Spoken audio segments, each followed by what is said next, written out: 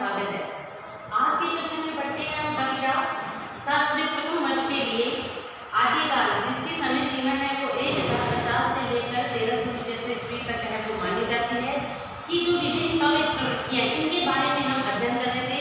कल की कक्षा में हमने दो काव्य प्रवृत्तियों की बात है वो कर ली थी, नाथ काव्य धारा की बात की थी और सिद्ध काव्य धारा की बात है वो कर ली थी। नाथ है, नाथ का क्या अर्थ होता है, नाथ शब्द का क्या अर्थ है, सिद्ध शब्द है उसका क्या अर्थ है, ये सब देखते हुए इसके जो कवि हैं, रचनाएं हैं, उनके बारे में बात कर ली थी।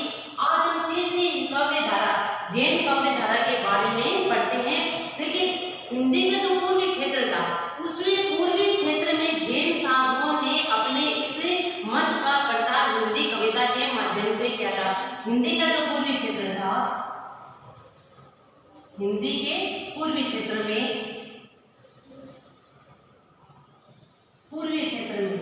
जैन जो साधु है उन्होंने अपने इस मत का प्रचार है वो किया था, इस जैन काव्य धारा का प्रचार वो किया था। किस माध्यम से किया था? हिंदी कविता के माध्यम से, हिंदी काव्य रचनाओं के माध्यम से, हिंदी काव्य के माध्यम से अपना इस मत का वो प्रचार प्रसार किया था। किस क्षेत्र में किया था? हिंदी के पूर्वी क्षेत्र में। हिंदी के पूर्वी क्षेत्र में जो जैन साधु हुए हैं उन्होंने हिंदी काव्य के माध्यम से अपने इस मत का प्रचार प्रसार है वो किया था। इन कवियों का काव्य है वो आचार, रास, फागु, चरित आदि शैलियों में लिखा गया। इन्होंने जो अपनी काव्य रचनाएं की थी, काव्य रचनाएं की थी या काव्य जो लिखा था उसकी शैली थी वो क्या थी? किस शैली में लिखा? रास, फागु, चरित, रास, फागु, चरित और एक शैली और की इन्होंने लिखी थी आचार, आचार शैली,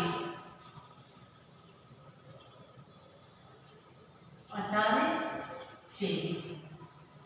इन शैली में उन्होंने अपना काव्य रचनाएं है वो की थी। काव्य वो लिखा था हिंदी काव्य के माध्यम से, जो अपना इतने इस मत का है कि जैन काव्य धारा थी, इस मत का प्रचार प्रसार है वो किसने किया था? हिंदी के पूर्वी क्षेत्र में किया था। और किसने किया था? जैन साधुओं के द्वारा, जैन साधुओं के द्वारा।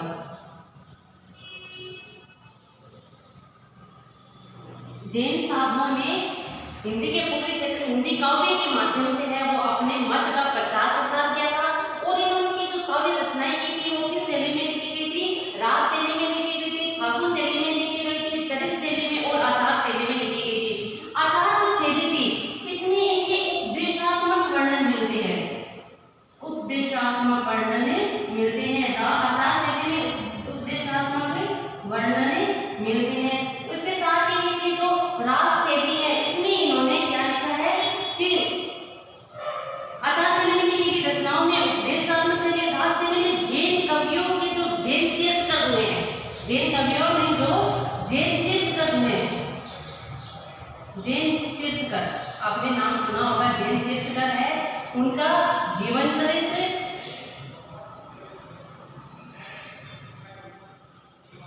जैन तीर्थकरों का जीवन चरित्र और साथ में उन्होंने वैष्णव अवतारों की बात की है, वैष्णव अवतारों के बारे में लिखा है। देखिए, रास आचार शैली है उसमें जो उपदेशात्मक वर्णन मिलते हैं, उपदेश है वो दिए जाते हैं, जैन साधुओं के द्वारा उपदेश है वो दिए गए हैं। रास जो शैली में लिखी हुई रचनाएं हैं उसमें जैन तीर्थकर हुए हैं, जैन तीर्थकर 24वें तीर्थकर है, 25वें तीर्थकर है, ऐसे 22वें तीर्थकर है, जैन तीर्थकर हुए हैं। उनके जीवन चरित्र को इन्होंने लिखा है। साथ में विष्णु, भगवान विष्णु ने अवतार किए हैं, उन अवतारों की बात भी इन्होंने की है और विष्णु अवतारों की कथाएं लिखी है। यह अवश्य इन काव्यों में जैन धर्म के आदर्शों की स्थापना की है। जो भी इन्होंने काव्य लिखा है, जैनों ने जो काव्य लिखा है, काव्य उनमें जो जैन उपदेश आदर्शों की बात इन्होंने अवश्य रूप से लिखी है। जैन आदर्श को लेकर इन्होंने रचनाएं हैं वो की है, जैन आदर्शों को लेकर लिखा है, जैन आदर्शों की बात है वो की है। जैन आदर्शों की बात उन्होंने की है। जैन कवियों ने अपभ्रंश भाषा में चरित्र काव्य की रचना की। अपभ्रंश भाषा हमने पढ़ा था ना शुरू में, अपभ्रंश भाषा, अपभ्रंश भाषा से ये वो धीरे धीरे सोच से अपभ्रंश आई, इसी से हिंदी है वो अपने विकास में आई थी, है ना। तो अपभ्रंश भाषा में चरित्र काव्य की रचना की। हिंदी में प्रबंध काव्य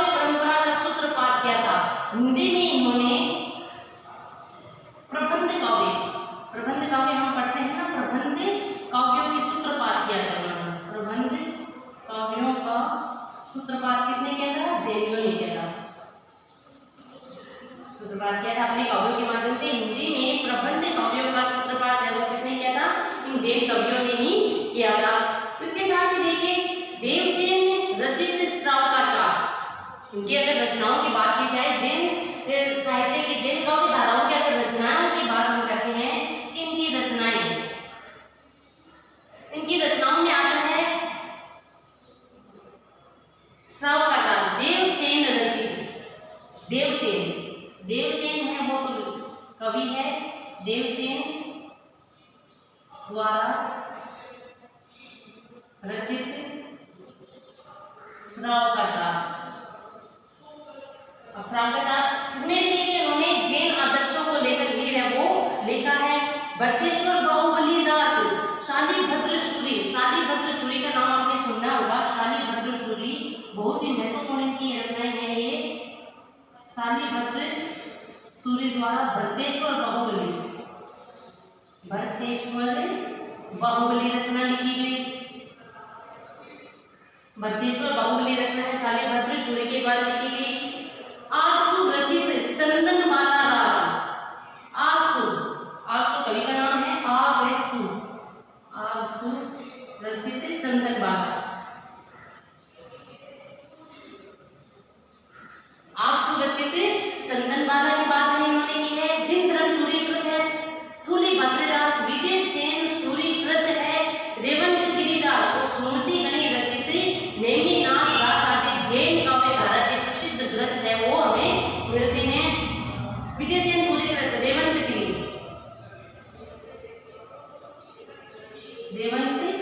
गिरी किसके द्वारा लिखी हुई है? विजय सेन सूरी के द्वारा लिखी गई है। विजय सेन सूरी द्वारा रचित है रेवंत गिरी। तो ये जैन साहित्य के प्रसिद्ध ग्रंथ है वो पाए जाते हैं जिनमें क्या वर्णन किया गया है? जैन आदर्शों की बात है वो की गई है, जैन आदर्शों की कथाएं हैं वो की गई है।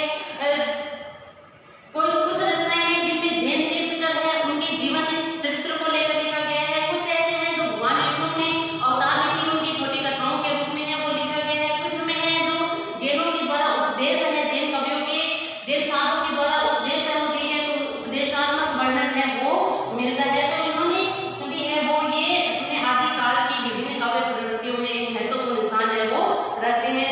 अगली आती है अपनी वीर काव्य धारा। चौथी आती है काव्य प्रवृत्तियों के अंतर्गत आदिकाल की विभिन्न काव्य प्रवृत्तियों में पहली आई अपनी नाथ काव्य धारा, दूसरी आती है सिद्ध काव्य धारा, तीसरी आती है जैन काव्य धारा और चौथी आती है वीर काव्य धारा।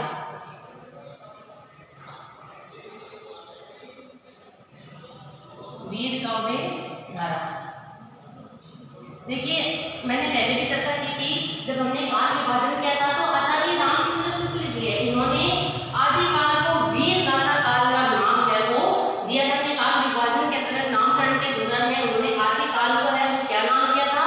वीर गाथा काल नाम दिया था।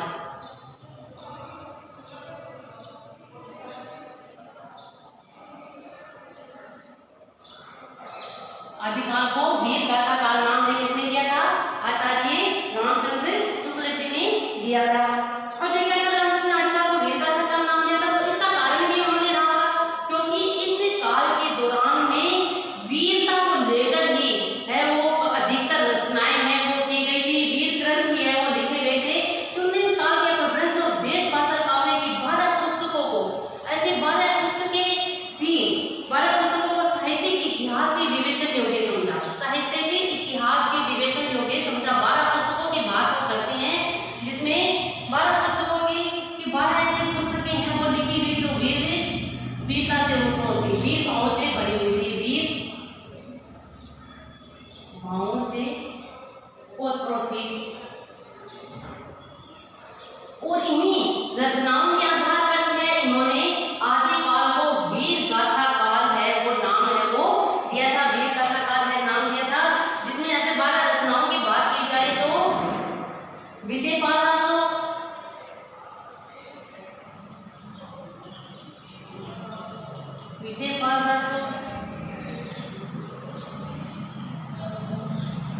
मीर रासो,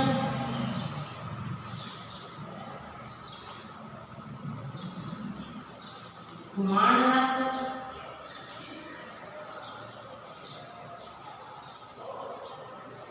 कीर्तिलता,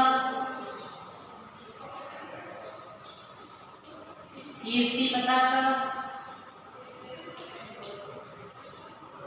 विजयपाल रासो, हम्मी रासो, गुमान रासो, कीर्तिलता, कीर्ति पताका, और इसके साथ ही इन्होंने विश्वदेव रासो,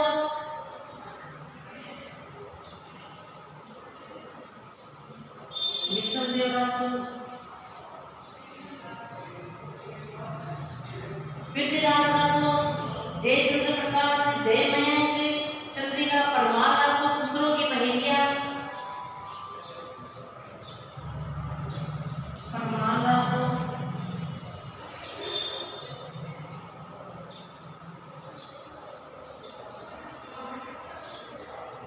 खुसरो की पहेलियां, जस चंद्रिका,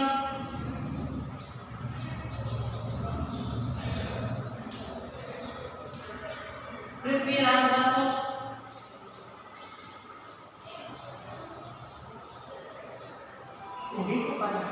एक दो तीन चार पाँच छः सात आठ नौ 10 पृथ्वीराज रासो। इसके साथ ही कीर्ति पताका, जय चंद्र प्रकाश, दूसरों की पहला, और विद्यापति पदावली, जय चंद्र प्रकाश और विद्यापति पदावली, विद्यापति पदावली प्रकाश, जयचंद्र प्रकाश, ये हो गए अपनी 12 रचनाएं। तो वीर कवियों के नाम से जानी जाती है 12 पुस्तकें, जिसमें वीर भाव से ओतप्रोत है। विजयपाल रासो है, हम्मी रासो है, कुमार रासो है, कीर्ति पताका है, कीर्तिलता है, विश्वदेव रासो है, परमार रासो है, पृथ्वीराज रासो है, जस चंद्रिका है, जयचंद्र प्रकाश है, विश्वदेव की पदावली है, खुसरो की पहेलियां है। तो इन सब में वीर भावों से ओतप्रोत ये रचनाएं थी। इन रचनाओं के आधार पर ही जो आचार्य रामचंद्र शुक्ल जी है, उन्होंने आदिकाल को वीर गाथा काल है वो नाम दिया था। किंतु वीर काव्य है वो आदिकाल काव्य की विभिन्न धाराओं में सबसे महत्वपूर्ण प्रतिनिधि काव्य धारा है। अब देखिए आदिकाल में अगर बात की जाए तो आदिकाल की जो विभिन्न धाराएं हुए, आदिकालीन जो काव्य है वो उसमें विभिन्न धाराओं में सबसे महत्वपूर्ण प्रतिनिधि काव्य धारा कहलाती है। कौन सी? वीर काव्य धारा है वो कहलाती है। यदि वीर काव्य धारा की सामान्य विशेषताओं को अगर हम देखें, अगर वीर काव्य क्या कहते हैं, वीर काव्य की जो सामान्य विशेषताएं हैं, अभी किस इनमें ऐसी क्या विशेषता रहेगी कि जिसके कारण ये जो वीर काव्य धारा है एक महत्वपूर्ण काव्य धारा के रूप में है वो जानी जाती है, एक महत्वपूर्ण प्रतिनिधि काव्य धारा के रूप में इसकी पहचान है वो बनी हुई है। तो ऐसी जो रचनाएं लिखी गई थी इनमें ऐसी क्या क्या विशेषताएं थी जिस कारण से आदिकाल को वीर गाथा काल नाम है वो दिया गया, आचार्य रामचंद्र शुक्ल जी के द्वारा है वो दिया गया। तो हम देखते हैं कि देखो मैंने पहले भी बात की थी, जब हम आदिकाल का नामकरण कर रहे थे तो उस समय जो ये रचनाएं लिखी गई थी तो वो ऐसे कवि थे जो अपने राजाओं के आश्रय में रहते थे, राज्य आश्रित जीवन में वो जीते थे। अब राज्य आश्रित रहने के कारण देखिए इस काल के वीर काव्यों का वर्णन दरबारी कवियों द्वारा अपने अपने आश्रयदाताओं को अतिशयोक्तिपूर्ण वर्णन के द्वारा किया गया आता है कि इसमें अतिशयोक्तिपूर्ण अपने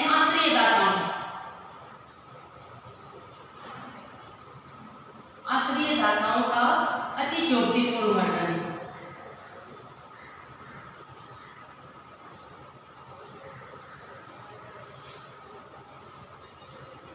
हम सभी जानते हैं कि देखिए इस काल में है वो कवि तो कैसे थे, दरबारी कवि होते थे।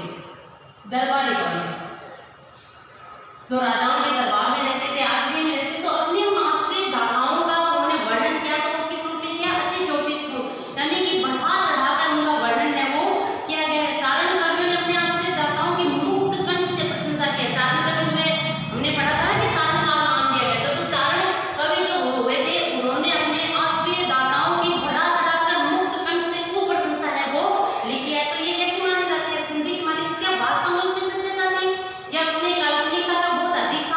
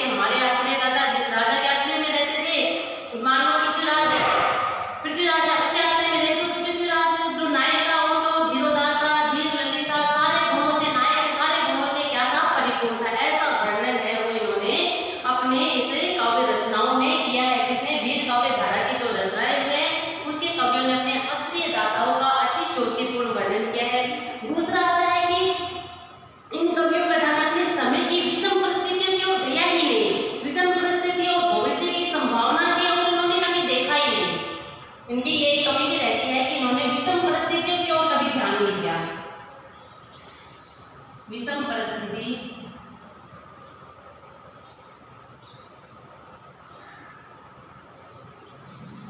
विषम परिस्थितियों और भविष्य की ओर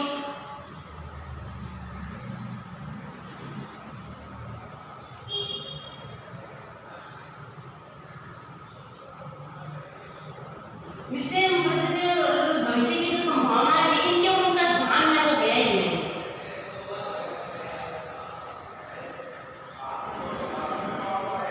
यानी कि बस जिस परिस्थिति में जी रहे थे केवल उसी का वर्णन इन्होंने किया है। आगे आने वाली संभावनाओं के बारे में उन्होंने कभी है वो सोचा नहीं था। और इनके लिए राष्ट्र का असली दाता का राज्य था। अगर ये राष्ट्र की बात करते हैं कि राष्ट्र इनके लिए क्या था, असली दाताओं का जो राज्य था, असली दाता था इनका केवल राज्य था, वही इनके लिए क्या था, राष्ट्र। यानी उसी का ही वर्णन करते थे। आसपास में या राष्ट्र के बारे में इन्होंने कभी सोचा ही नहीं था। तो इनके काव्य में वर्णित जो राष्ट्रीय भावना है वो कैसी है, संकीर्ण राष्ट्रीय भावना है। संकीर्ण राष्ट्रीय भावना है वो देखने को मिलती है। संकीर्ण राष्ट्रीय भावना के दर्शन होते हैं किसमें, वीर काव्य धारा की रचनाओं में। तीसरी आती है इन कवियों ने अपने काव्य में युद्धों का सजीव वर्णन किया। हम सभी जानते हैं, अपने इतिहास में पढ़ा होगा या सुना होगा कि जो कवि होते थे वो अपने असली दाताओं के साथ युद्ध में जाते थे, है ना, युद्ध में जाते थे। कवि होते थे वो युद्ध में साथ जाते थे और युद्धों का सजीव वर्णन इन्होंने किया है। युद्धों का सजीव वर्णन। अब साथ में जाते थे तो आपको देखा हाल है वो लिख देते थे। सजीव वर्णन है वो क्या, इनका युद्ध कर्कश कठोर पदावली में लिखा गया है। अब देखिए युद्ध में जाते हैं तो हम वहां पर सब तरह के दृश्य है वो देख पाते हैं। मरे हुए भी देखते हैं, कटे हुए भी देखते हैं, घायलों को भी देखते हैं, दुख पीड़ा से दर्द से कहराता हुआ को देखते हैं। तो इनका जो युद्ध वर्णन है वो कर्कश पदावली से युक्त है और वीर भाव से ओतप्रोत है। अपनी सेना का मनोबल बढ़ाने के लिए वीर भाव का संचार भी करते थे। ये अपनी कविता के माध्यम से वीरों के वीरता के भाव भी है वो सेना में भरते थे। तो इनकी वीर रचनाओं में शस्त्रों की झंकार है वो स्पष्ट सुनाई देती है। साथ में इस काल के कवि कलम के साथ साथ शस्त्र भी धारण करते थे, कलम भी धारण करते थे, शस्त्र धारण करके अपने असली दाता के साथ युद्ध में लड़ने के लिए भी जाते थे।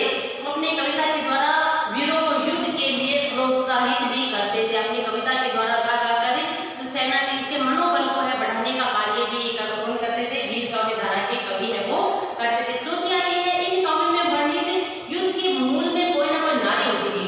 अब अधिकतर युद्धों का जो वर्णन किया है तो इसके मूल कारण में है वो कोई ना कोई नारी होती थी कि राजा ने दूसरे राज्य की राजकन्या को देखकर उसका मोहित हो जाता है, उसे पाने के लिए है युद्ध लड़ता है और फिर उसको प्राप्त युद्ध जीत कर उसे प्राप्त कर लेता है, उसे विवाह कर लेता है, जीवन संगनी बना लेता है और उसके साथ अपना जीवन है व्यतीत करता है। संयोग का वर्णन भी है वो इनके इसमें काव्य धारा की रचनाओं में देखा जा सकता है। वीर काव्य धारा की रचनाओं में देखने को मिलता है। पांचवी इसकी विशेषता है काव्य में ऐतिहासिकता का सर्वथा अभाव है। जैसा कि मैंने पहले कहा था ना कि असली दाताओं का देश क्या था, जिस राजा के असली में देश का राज्य था, राज्य भर था। तो इसमें देखिए ऐतिहासिकता का सर्वथा अभाव है और कल्पना का प्राचुर्य देखने को मिलता है, यानी ऐतिहासिकता का अभाव है।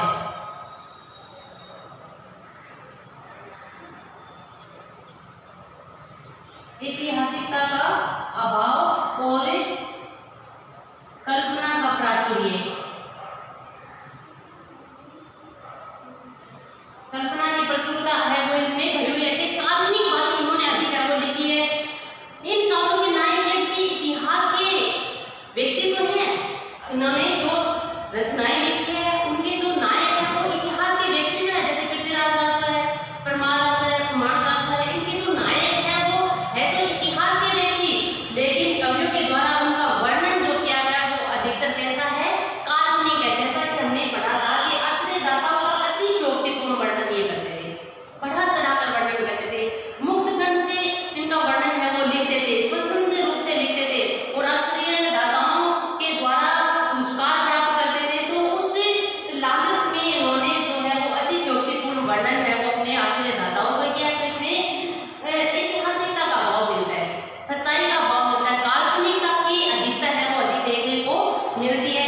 इन काव्यों में ऐतिहासिक प्रमाणिकता है वो क्या है, संदिग्ध है। ऐतिहासिक प्रमाणिकता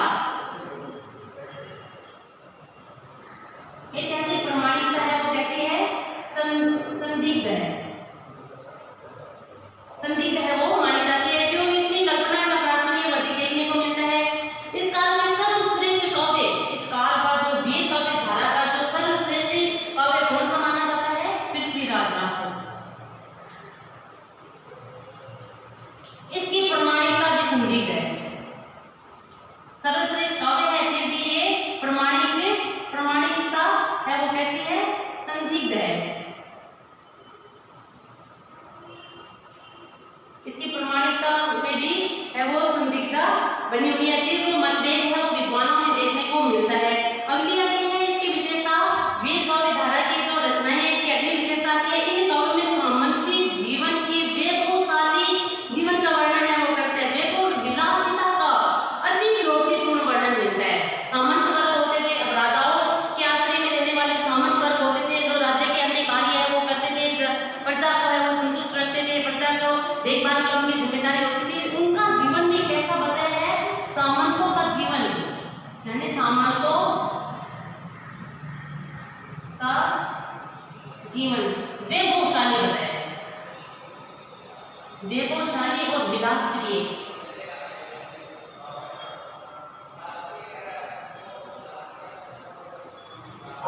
वैभवशाली और विलासप्रिय इनका जीवन है वो दिखाया गया है, अतिशयोक्तिपूर्ण वर्णन किया है। परिणाम स्वरूप जो जीवन की झलक है वो इसमें दिखाई नहीं देती है।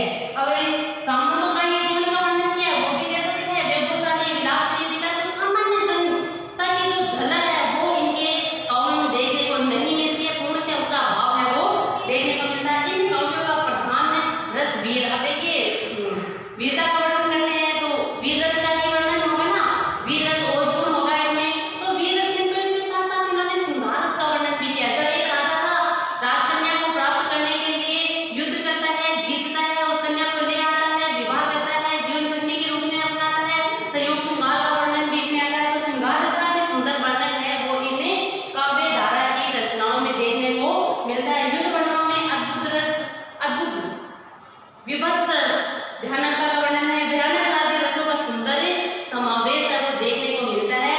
इस धारा के अंतर्गत आने वाले काव्यों को रासो काव्य है वो कहा जाता है, यानी वीर काव्य धारा के अंतर्गत आने वाले जो काव्य धारा को रासो साहित्य है वो कहा जाता है। रासो साहित्य,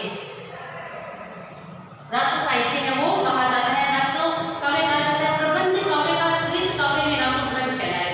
इस काल में मुक्त काव्य भी रचे गए, ऐसा नहीं है रासो में मुक्त काव्य भी लिखे गए, फिर भी अधिकांश है वो कैसे रासो काव्य है वो लिखे गए। पृथ्वीराज रासो बिसल देव रासो में प्रबंध कौशल की छटा है वो देखने को मिलती है, प्रबंध काव्य भी लिखे गए। इन ग्रंथों में दोहा, तोमर, तोटक, गाहा, पर्री, आर्या, रोला, उलाला, कुंडलिया, इन छंदों का वर्णन भी मिलता है। कलात्मक प्रयोग है वो इन कवियों के द्वारा है वो किया गया है। वीर काव्यों की भाषा है वो कैसी है, भाषा की अगर बात की जाए, वीर काव्य है इनकी भाषा कैसी है, डिंगल भाषा लिखी है। डिंगल भाषा, डिंगल भाषा में वीर काव्य है वो कैसा भाषा लिखा गया है, डिंगल भाषा में लिखा गया है। और वीर वर्णन तथा युद्ध वर्णन के लिए सर्वथा अनुकूल मानी जाती है। डिंगल भाषा है वो युद्ध वर्णन के लिए, वीरता के वर्णन के लिए सर्वथा उपयुक्त भाषा मानी जाती है, जिसका उपयोग ही वीर काव्य धारा के कवियों ने है वो अपने काव्य रचनाओं में सुंदर समावेश है वो उसका किया है। वीर नरपति नाल है। अब देखिए अगर इसकी बात की जाए, वीर काव्य धारा के कवि एक की बात की जाए तो नरपति नाल का नाम आपने सुना होगा, नरपति नाल, बहुत बार इसका नाम, इनका नाम है वो आता है नरपति नाल। चंद्र बरदाई, चंद्र बरदाई का नाम आपने सुना होगा। दलपति विजय, दलपति विजय का नाम भी आपने इतिहास में है वो कभी ना कभी हिंदी पढ़ी होगी तो अवश्य सुना होगा। नरपति नाल, चंद्र बरदाई, दलपति विजय और जगनी आती है वो इस काव्य धारा के प्रमुख कवि है वो माने जाते हैं। जगनी ये इस काव्य धारा यानी वीर काव्य धारा के प्रमुख कवियों में इनका नाम है वो आता है। अब अगर अन्य रचनाओं की अब बात की जाए, ये तो भाई था कि भाई नाथ काव्य धारा की हमने बात की, सिद्ध काव्य धारा की, जैन काव्य धारा की, वीर काव्य की, इसके साथ कुछ अन्य रचनाएं हैं वो भी लिखी गई, जैसे अब्दुल रहमान का संदेश रासक, एक विरह प्रधान काव्य, इसमें विरह वर्णन है वो किया गया है। जबकि जैन कवि धनपाल रचित भविष्य कथा अपभ्रंश कथा काव्य अपभ्रंश भाषा में लिखा गया, जिसमें श्रृंगार, वीर एवं शांत रसों का मिश्रण है वो मिलता है। इसके साथ ही ढोला मारूदा दोहा आपने नाम सुना होगा, अपने पाठ्यक्रम में चलती हुई है। आगे हम इस अपने पहला जो अध्याय आएगा इस प्रथम वर्ष का जो शास्त्री प्रथम वर्ष का पहला अध्याय ढोला